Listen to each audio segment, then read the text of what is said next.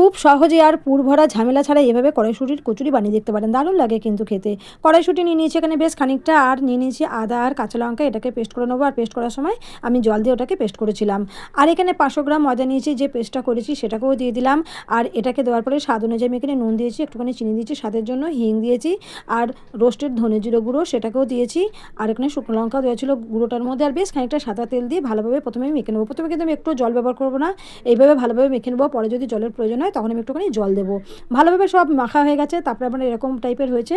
সামান্য একটুখানি জলের প্রয়োজন ছিল, তাই সামান্য একটুখানি জল দিয়ে ভালোভাবে মেখে আমি লেচি করে 1 ঘন্টার জন্য রেস্টে রেখে দিয়েছিলাম। অবশ্যই তেল রেখেছিলাম যাতে একটা লেচির গায়ে একটা লেচি না লাগে। তারপরে তেল ভালোভাবে গরম হয়ে গেলে কচুরিগুলো সব একে একে আমি ভেজে তুলে নিয়েছি। আর প্রত্যেকটা কিন্তু ভালোভাবে ফুলেছিল, আর খেতেও কিন্তু দুর্দান্ত ভালো হয়েছিল। আপনারা পুর ভরা ঝামেলা ছাড়াই একবার এইভাবে বানিয়ে দেখতে পারেন, আশা করি খুবই ভালো লাগবে। আর ছোলা ডালের সাথে তো দারুণ লেগেছিল।